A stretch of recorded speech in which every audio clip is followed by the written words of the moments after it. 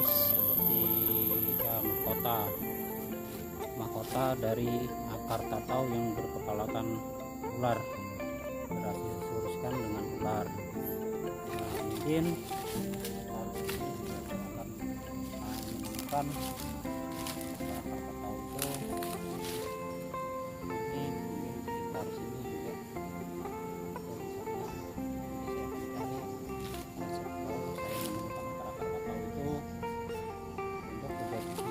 Aksesoris mahkota akar tatau berkepalakan nanti kepala ular. Yang belum tahu berapa banyak nanti kepala ular yang saya bisa pasang di mahkota itu nanti. Saya sementara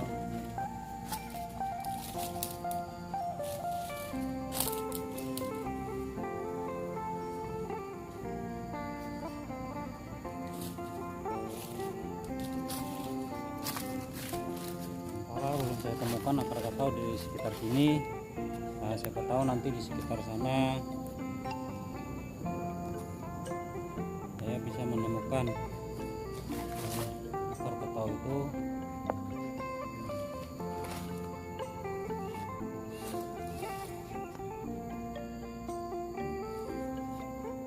Oke, nanti dilanjut lagi setelah saya mendapatkan akar tatau itu. Saya akan mencari dulu di sekitar sini, siapa tahu dapat atau menemukan akar-akar tatau itu. Nanti kita sambung kembali setelah mendapatkan akar-akar tatau itu yang bisa sekiranya dibuat lingkarannya untuk mahkota yang ada di kepala sini.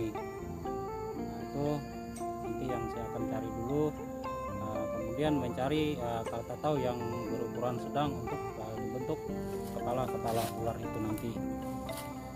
Yang dulu, nanti jumpa lagi. Baik, di sini saya sudah menemukan beberapa akar tatau yang berukuran sedang untuk saya bilang tadi menjadikan aksesoris seperti mahkota. Itu yang saya bilang tadi. Ini contoh, mungkin nanti bisa dipasang seperti ini. Nanti mungkin dijadikan kepala ular sebagian, atau bisa dijadikan seperti ini, nanti dijadikan sebagai kepala ular. Nanti contoh menggunakan dengan ular. Ini juga ada beberapa nanti yang bagian bawah, yang di atas atau di tengahnya nanti saya pasang juga.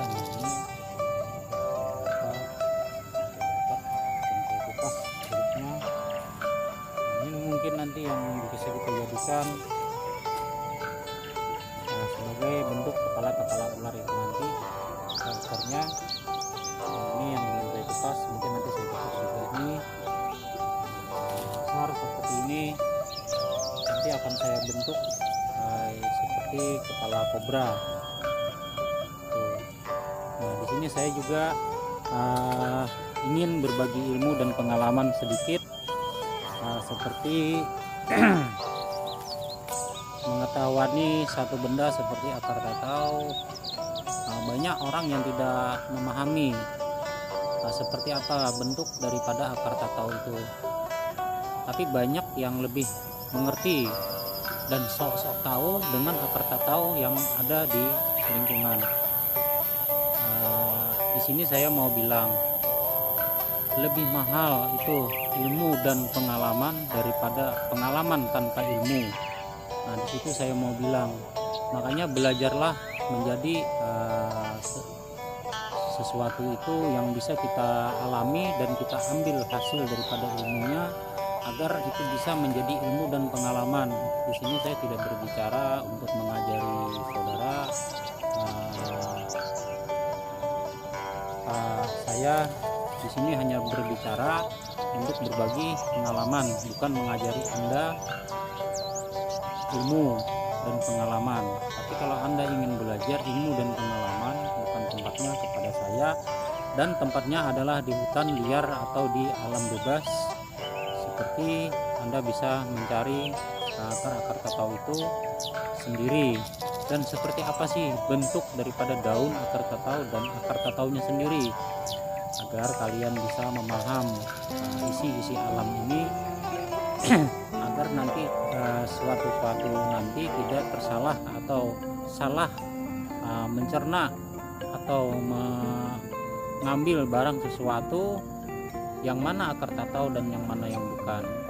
Karena sepengalaman saya itu yang berjenis seperti akar-akar yang ada ini, seperti akar tatau ini ada beberapa jenis seperti akar tatau, akar carikan, terus akar amplas, itu hampir sama tapi tidak sama sebenarnya. Itu boleh dikatakan serupa tapi tak sama. Nah, jadi di dalam 3 jenis itu yang hampir sama dengan akar tatau ini. Nah, di situ kita bisa menilai, yang ini akar tatau, yang ini carikan, ini dua pun yang akar amplasan. Nah, yang terbaik dan terkuat adalah akar tatau itu sendiri. Memang di ketiga jenis itu bisa dijadikan aksesoris seperti gelang dan apa aja lah bisa, tapi tidak sekokoh dan sekuat akar tatau itu tadi. Makanya saya selalu mencari akar tatau karena saya nilai banyak manfaat daripada akar tatau itu. Penilaian saya di Kaltim atau Kalimantan ini, tanah Borneo ini terkuat akar itulah namanya akar tatau itu mungkin terkuat daripada di Kalimantan ataupun di luar Kalimantan. Bahkan di manca juga pun andai katakan ada, itu pun mungkin terkuat lah. Seperti di sini seperti kayu, jenis-jenis yang terkuat seperti kayu ulin atau bengkirai itu lebih kuat karena disebut namanya kayu besi. Itulah dari Kalimantan yang terkuat.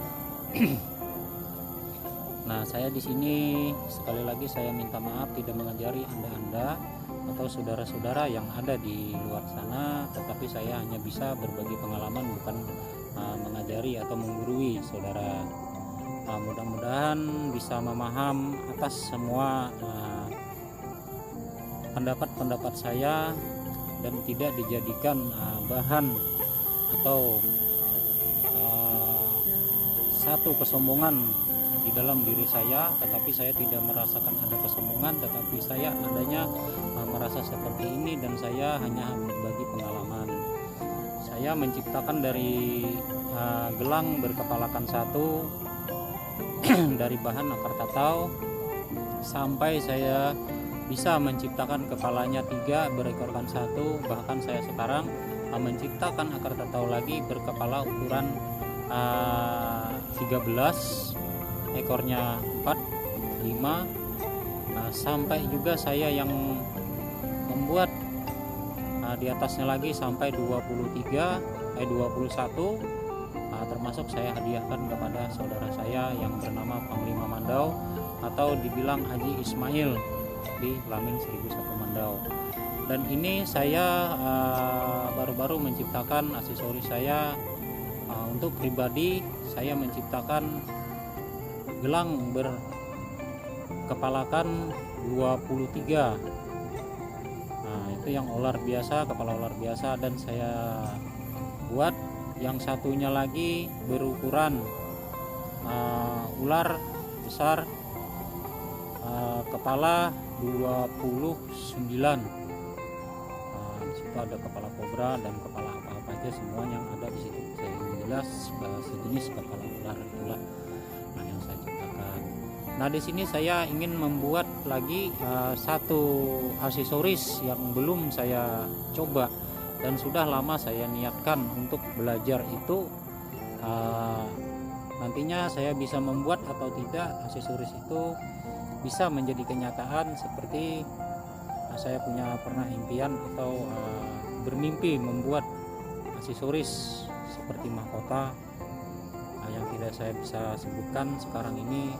Entah berapa kepala ular nanti yang banyak yang menghias di mahkota itu, tapi yang jelas saya akan berusaha membuat aksesoris itu sebaik mungkin agar bisa impian saya bisa tercapai. Hanya itu yang bisa saya bagikan dan berbagi kepada saudara. Sekali lagi saya minta maaf di dalam pendapat saya tidak pernah mengajari saudara-saudara, tapi saya hanya berbagi untuk pengalaman ini. Alangkah baiknya saudara mencari bahan sendiri agar bisa mendapatkan ilmu dan pengalaman itu, karena ilmu dan pengalaman sangat mahal harganya. Kalau kita membayar atau membeli aksesoris dengan berupa rupiah atau diuangkan, itu sangatlah gampang bagi orang yang punya, tapi tidak akan mendapatkan ilmu yang sempurna. Itulah saya dari kecil sudah hidup di hutan rimba, dan saya bahkan sampai sekarang pun tidak pernah merasakan seperti apa hidup-hidup seperti orang yang menikmati dunianya, yang bahagia di dalam kehidupan kota-kota besar. Tetapi saya tetap berada di hutan-hutan rimba. Disitulah tempat saya, walaupun saya sekarang ada di perkotaan, tetapi hati saya tetap ada di hutan rimba itu sendiri. Salam dari saya, Panglima Murai, Borneo. Selamat berkarya. Apapun hasil daripada karya, itulah hasil daripada tangan, niat dan tujuan kita untuk kedepannya. Salam semua saudara-saudara saya di tanah Borneo maupun di luar daripada Borneo. Salam semangat untuk perjuangan kita mendapatkan semua hasil daripada ilmu dan pengalaman kita itu. Assalamualaikum warahmatullahi wabarakatuh.